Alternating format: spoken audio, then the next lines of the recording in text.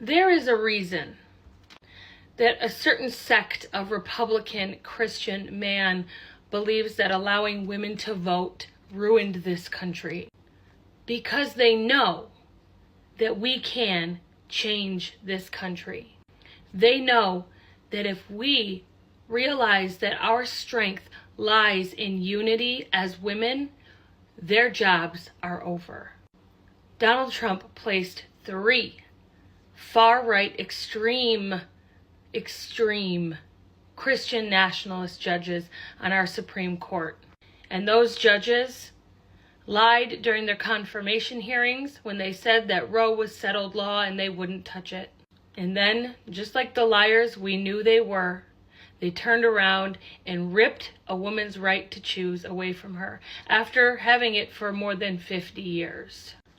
Donald Trump pats himself on the back every chance he gets when he's in front of the camera to tell the people watching him that he's the one who ended a woman's right to choose. He's the one who placed those Supreme Court justices. It's all his fault, and he's proud of it.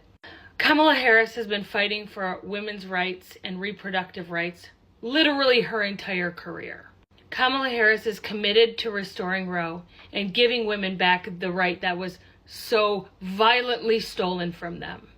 Now, there's a whole lot of misinformation and disinformation going around on the internet because some large creators have taken it upon themselves to, tell their following a really big lie.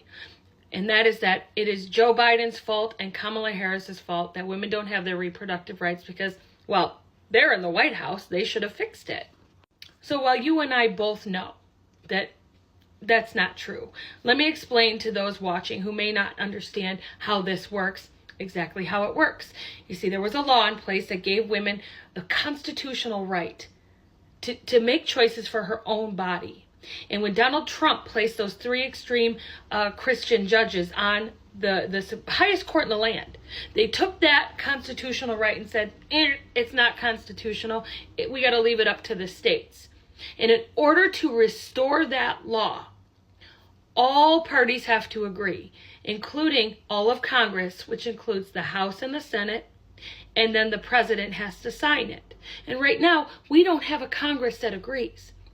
We couldn't try if we wanted to because the Republicans in the House of Representatives would block it. So, in November, when we run to the polls in huge numbers we've never seen before, we can give Kamala Harris and Tim Walz a Congress they can work with, and we can restore Roe. Our daughters, our granddaughters, our sisters, our mothers woke up the following day with less rights than we had 50 years ago. Donald Trump is taking our country backwards. So I hope that you will take the privilege of voting as seriously as I do and go to every election, every single election. Check your voter registration and check it often. And remember, there are no laws that restrict a man and what he can do with his body. The war on women is coming to an end.